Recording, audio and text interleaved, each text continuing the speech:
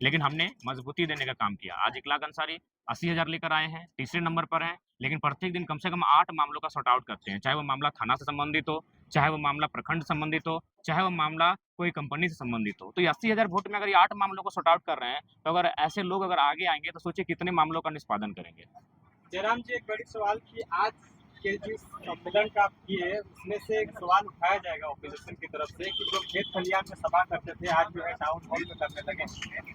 क्या कहिएगा? देखिए, कुछ चीज़ों को आपको सिस्टम में ढालना पड़ता है। नो डाउट हम भी भविष्य में प्रयास करेंगे कि आज टाउन हॉल की जो व्यवस्था है, ये पारसनाथ पहाड़ या फिर जुमरा पहाड़ के आस-पास जब हम सरकार में आएँगे, तो हम एक पहले का सबसे पहले तो हम लोग एक प्रयास करेंगे कि एक शानदार जितने एरिया में टाउन हॉल फैला है, इससे इसी आस-पास के एरिया में स्वयं चारों तरफ पेड़ लगाएँगे और उन पेड़ों का आकार ऐसा बनाएँगे जो टाउन हॉल के रूप में बने।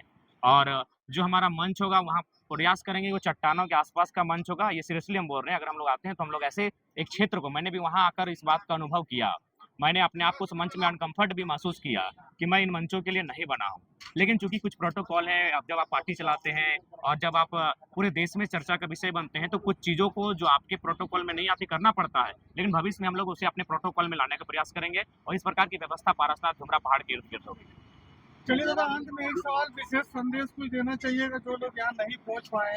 उनको यही संदेश देना चाहेंगे कि देखिए, आज ढाई वर्षों से हम लोग का संघर्ष कैसा रहा, हम लोग किस स्ट्रेटजी के साथ झारखंड में रहे, उसका आशीर्वाद देने का अवसर आया है। विधानसभा के चुनाव में जनता जनार्दन का आशीर्वाद मिले और इस बार आप वोट जाति, धर्म और नेताओं आपके रिश्तेदार लगते हैं इसलिए ना करें, इसलिए उनको वोट करें कि जो मुद्दे की बात करता है और उस मुद्दे का समाधान करने के लिए चिंतन-मंथन करता हो। आज के इस ग्रुप की मीटिंग से ये पता चल पाया क्या कि आपके उम्मीदवार के जो है फर्स्ट लिस्ट नहीं, कब ये तक आ मीटिंग पाएगा? भले हम लोग बातें गोपनीय है, लेकिन मीटिंग सार्वजनिक है। मीटिंग के बारे में पूरी दुनिया जानती है। बस जो बातें हैं, वो गोपनीय तरीके से एक बंद कमरे में की जा रही हैं, लेकिन बैठक के बारे में जानकारी पूरे जहाँ को है। अच्छा जयराम जी, विधानसभा चुनाव के बाद अगर जरूरत पड़ी तो आप किस खेमे में जाना देखिए, पसंद हम लोग करेंगे, एनडीए या इंडिया? देखिए, सबसे पहली बात है कि मैंने बार-बार कहा कि जो राज्य के हितार्थ के बारे में सोचेगा, जो पेन पेपर में राज्य के विषयों को लिख कर देगा, सोचा जाएगा।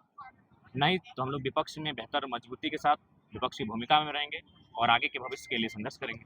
सूर्य सिंह मिश्रा आपके साथ कोई बैठक रखे हैं कल, उसमें आप लोग शामिल हो रहे हैं कि नहीं? हमारे प्रतिनिधिमंडल जाएँगे, कल हम लोग का स्वयं कार्यक्रम है, तो वहाँ हमारे रांची की जो टीम है वो जाएँगे। कोई टिकट के उद्देश्य से जुड़ रहे हैं, तो मैं उनसे पहले कहूँगा कि वे लोग हमसे दूरी भी बनाकर ही रहें। आप आते हैं, आपका स्वागत है। वो हमारा संगठन का जो फीडबैक है या फिर जो लोग जुड़ रहे हैं, उनके प्रति उस क्षेत्र में हमारे जो भी संगठन के कार्यकर्ता हैं, उनका क्या फीडबैक है, उसी पर हम लोग डिसाइड करेंगे कि प्रत्याशी वे होंगे या नहीं होंगे। अच्छा नहीं दादा, कोई अगर जुड़ना चाह रहा है तो उसका फीडबैक लीजिएगा ना कि कैसा वो लीडर है अपना क्षेत्र के। नहीं देखिए एज़ ए कार्यकर्ता आपको उनको हम खुद ट्रेंड करेंगे। जब कोई बच्चा आता है तो माँ के गर्भ से हर चीज़ सीख के नहीं आता है। जब वो दुनिया में आता है तो सीखता है। ठीक उसी प्रकार कोई आता है संगठन में तो पहले उनको अगर वो प्रिपेयर्ड रहेंगे, अगर वो सीखे हुए लोग रहेंगे तो आपके साथ क्यों आएँगे? अगर वो सीखे हुए लोग रहेंगे तो आपके साथ क्यों आएँगे? तो हमारे साथ आ रहे हैं तो नो डाउट हम लोग उनको ट्रेंड करेंगे। अगर वो ट्रेंड है तो अच्छी बात है। तो कोई दिक्कत नहीं है, जो भी आते हैं उनका स्वागत है। आज का क्या कार्यक्रम है? केंद्रीय सम्मेलन हो रहा है। आज के कार्यक्रम में विधानसभा के चुनाव को जीतना कैसे है? कैसे लोगों की उम्मीदों पर अपने आप को खरा उतारना है? किन विचारों के साथ, किन मुद्दों के साथ हम लोग गाँव तक जाएँगे, हर एक आंगन तक जाएँगे, उन्हें कैसे हम लोग प्रभावित करेंगे और इस राज्य के लिए बेहतर एक नीति बनाने में सक्षम हो पाएँगे। इसी उद्देश्य के साथ एक कह सकते हैं मंत्रणा है, एक चिंतन मंथन ये शिविर ही है। यहाँ से जो बातें छन कर आएँगी, उसे लेकर हमारा हर एक पदाधिकारी या सदस्य एक सिपाही बनकर अपने गाँव जाएगा, अपने बूथों में जाएगा और जेबी केसेस को मजबूत करेगा आगामी विधानसभा के चुनाव के लिए। प्रत्याशी आपको चाहते हैं? देखिए, सबसे पहली बात है कि हम लोग 50 से प्लस सीटें रहेंगी। हम अभी तक तो 60-61 का चर्चा है और आगे जैसे समय नज़दीक आएगा, उस समय हम लोग बाकी चीज़ों को भी तय करेंगे। आपको ये बहुत अच्छा पद मिला है। आप कौन सा क्षेत्र अपने लिए? देखिए, मैंने पहले कहा कि गिरिडीह लोकसभा का 1 सीट होगा। गिरिडीह कहाँ का? लोकसभा आपका कहाँ? गिरिडीह लोकसभा देखिए, उसमें से 4 सीटों पे चर्चा है। टुंडी, डुमरी, गोमिया, बेरमो ये 4 सीटों पर हमारी चर्चा है लड़ने की, उनमें से 1 सीट लड़ेंगे और 1 सीट आपका धनबाद लोकसभा में से एक हो सकता है और हजारीबाग लोकसभा में से भी एक हो सकता है। ये ऐसा इसलिए चूँकि मैं अपने लिए नहीं, अगर मैं अपने लिए चुनाव लड़ता, तो मैं दोनों सीटें अपने आस-पास की तय करता। मैं 2 सीटें अलग-अलग लोकसभा में इसलिए तय कर रहा हूँ, ताकि जब जहाँ मैं चुनाव लड़ूँगा, उसके जो सीमाओं पे जो सटे हुए 4-5 विधानसभा हैं, उस पे उनका प्रभाव रहेगा। और मैं चाहता हूँ कि मेरे कारण मेरे जिस कारण मेरे संघर्ष के कारण हमारी जेवीकेएसएस की जो टीम के जो विचारधारा हैं, उनके कारण बाकी जो प्रत्याशी हैं उनको भी निकलने का, छनने का अवसर मिले। तो इसी उद्देश्य के साथ किसी प्रत्याशी का नाम ऐलान करने जा रहे नहीं, आज किसी भी प्रत्याशी का नाम ऐलान नहीं किया जाएगा।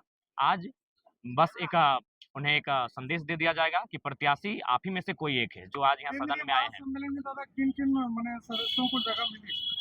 देखिए जो केंद्रीय कमेटी में है, तमाम विंग उनको जगह मिली है और धनबाद और बोकारो जिला मेजबानी कर रहा है, इसलिए धनबाद बोकारो की डिस्ट्रिक्ट टीम को। जयराम जी, झारखंड का सबसे ज्यादा मुद्दा जो है वो है युवा का पलायन, जी, जो यहाँ से जाके कहीं और नौकरी के तलाश में जाते हैं। आपने अभी कहा कि आज का जो आपका सवाल था वो चुनाव संबंधित था। अगर जेबीके से सत्ता में आती है, अगर सत्ता की बागडोर जयराम महतो के हाथ में आती है, तो ये पलायन को रोकने के लिए, झारखंडी युवा को झारखंड में रोजगार दिलाने के लिए आप क्या करें? सबसे पहली बात देखिए, अगर आप झारखंड को जानते हैं तो प्रमुखतः एक सरकारी नौकरियों के अलावा 2 सेक्टर हैं जहाँ हम लोग रोजगार को सृजन करते हैं। एक औद्योगिक क्षेत्र और एक माइंस का क्षेत्र।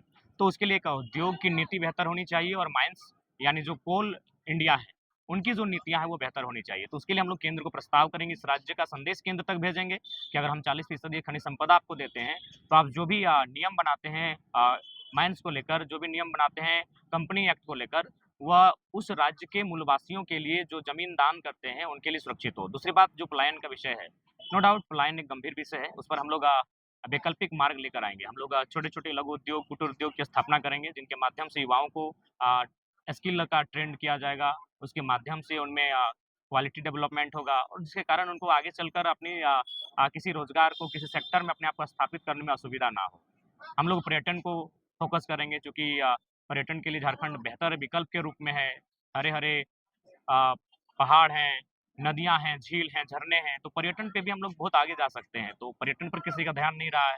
हम लोग कृषि को आगे बढ़ेंगे क्योंकि हमारे पास नदियों का संचार है, असीम जल संचार है, हमारे पास जल का संसाधन है। तो उसके लिए हम लोग कृषि में जब आगे जाएँगे तो हम लोग दूसरी फसल के लिए जाएँगे, इरिगेशन एक बेहतर इरिगेशन की व्यवस्था के लिए जाएँगे। तो इन छोटे-छोटे मुद्दों पे जब हम लोग काम करने लगे, जब इनको हम लोग अपने 10 साल के विज़नरी सेक्शन में शामिल करेंगे और उन पर जब काम करने लगेंगे, तो रोज़गार का जो दर है, वो कम होगा, जो पलायन का दर है, वो कम होगा। तो इन पर हम लोग काम करना पसंद करेंगे। दादा, अल्पसंख्यक एक बड़ा मुद्दा है, तो अल्पसंख्यक को किस प्रकार से जब केसेस में लाया जाए जो इस बार जीत का फैक्टर देखिए, आप जो बात कह रहे हैं, आप मेरे बगल में ठीक दाहिनी ओर बैठे हैं, उस शख्स का नाम है इखलाक अंसारी। शायद आज से लोकसभा चुनाव से ठीक पहले शायद आप इनसे परिचित नहीं थे। तो हमने तो अल्पसंख्यक को बहुत बड़ा सम्मान दिया। आज बहुत बड़ा सम्मान दिया, 14 लोकसभा की सीटें हैं, एनडीए गठबंधन, इंडिया गठबंधन, किसी का साहस नहीं हुआ कि एक मुस्लिम घर के बेटे को टिकट देने का काम करे या फिर जो अल्पसंख्यक समुदाय से आते हैं उनको टिकट देने का काम करे। उनको केवल दरी कुर्सी बिछाने का कार्य किया। उन्होंने उनसे अगर वोट भी लिया तो मजबूरी में लिया कि मजबूर होकर हमें वोट करे।